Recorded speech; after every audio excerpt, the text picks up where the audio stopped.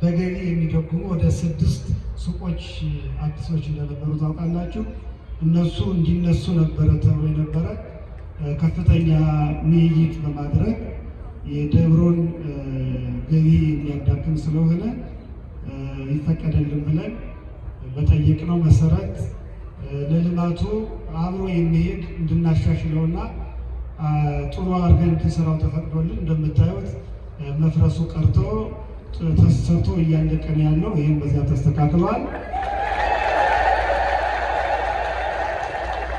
በዚህ በግቢው ደግሞ እንደምታዩት የኡራኤል በሮቹ 3ቱም በሮች መገለጫዎቹ ናቸውና እነዚህም በሮቹ እንዳይነኩ ባሉበት እንዲቀጥሉ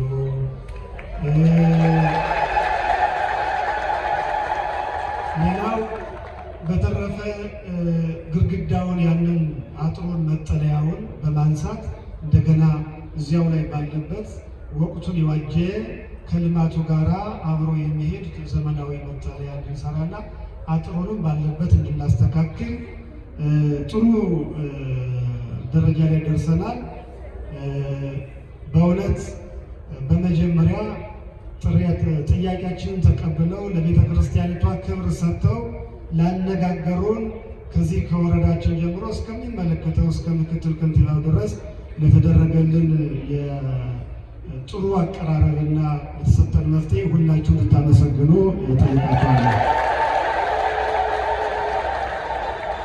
ይህንንም ዘመኑን በዋጀ በሚገባ አድርገው ጥሩ ዲዛይን ወጥቶለት እንዲሰራ እግዚአብሔር ይመስገን። ቤተ ክርስቲያን የባለሙያ እጥረት የለባትም። ኢንጂነሮቹ፣ መሐንዲሶቹ፣ ዲዛይነር ሰሪዎቹ እዚሁ አሏት። ከፍተኛ የቴክኒክ ኮሚቴ ተቋቁሞ ጠዋትም ማታም እየተሰራ ነው ያለው። ስራው ተጠናቋል። አሁን እንዲፈቀድልን እሱ እያቀረብን ያለ ነው።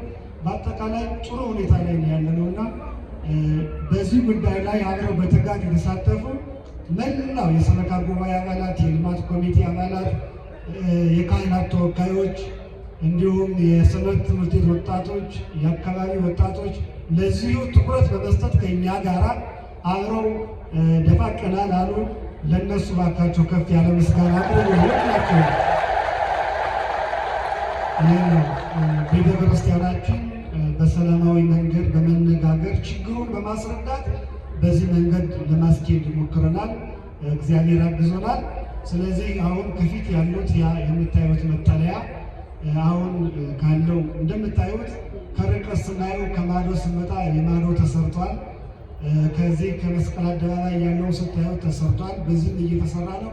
ሁሉም መጥቶ እዚህ ላይ የቆመው ይህንን ደግሞ ለቤተ ክርስቲያን ክብር በመስጠት በመወያየት ደርሶ እንዲሁ እንዳይነካ ከፍተኛ የክርክር የውይይት ጊዜ ወስዷል። እንግዲህ ለሁላችሁ እስካሁን አልገለጽንላችሁ፣ ግን እረፍት አልነበረም። እየተነጋገርን እየተወያየን ያው ለቤተ ክርስቲያኗ ጠባብ ስለሆነች እሷ እንዳትጎዳብን ስንነጋገር ቆይተናል። አሁን እኛም አስበንበታል ያለው ነገር እንዲስተካከል። ይህ ሁሉ ክርስቲያን ያለ ቤተ ክርስቲያን የሰው ድሃ የላትም አይደለችም። ልጆቹ አላቸው። ከሌላው የተሻለ እናደርጋታለን እንጂ ከሌላው ዝቅተኛ ሆነው ሰው የሌለው አይመስልም እና እኛም ይህን ተነጋግረናል። ከሚቀጥለው ከነገ ጀምሮ ያለው ግድግዳው ይነሳል፣ መጠለያውም ይስተካከላል። ዘመናዊ በሆነ ከአካባቢው ልማት ጋር አብሮ እንዲሄድ ይህንን እንደምንሰራ ተነጋግረናል። ያው እንዳትደነግጡ በማለት ነው። እሺ ይህን ያለው እንግዲህ እግዚአብሔር ይመስገን ልጆቻችን በጣም በተለይ መሐንዲሶች፣ ኢንጂነሮች፣ የዲዛይን ባለሙያዎች እባካችሁ ሁላችሁ በሚገባ አመስግኑልን። ከፍ ያለ ምስጋና ያስፈልጋቸዋል። በዚህ መንገድ አብረን እንሰራለን። ምንም ሌላ ለውጥ አይደረግበትም። ባለው ነገር ላይ ነው የምንሰራው። እግዚአብሔር ከሁላችን ጋር ይሁን። እንግዲህ ይህንን ሳትበታተኑ እንደ ቤተ ክርስቲያናችንን ምንድን ነው እንዳትሉ መረጃ እንዲኖራቸው ነው። በስፋት ይደንበታል። ይሄን ያለው አብረን ነው የምንሄድበት፣ እንድታውቁት ያስፈልጋል። ከዚህ በመቀጠል በጣም የምንወደው ወንድማችን ዘማሪ ፍሬዘር ተገኝቶልናል። የትንሣኤውን ዝማሬ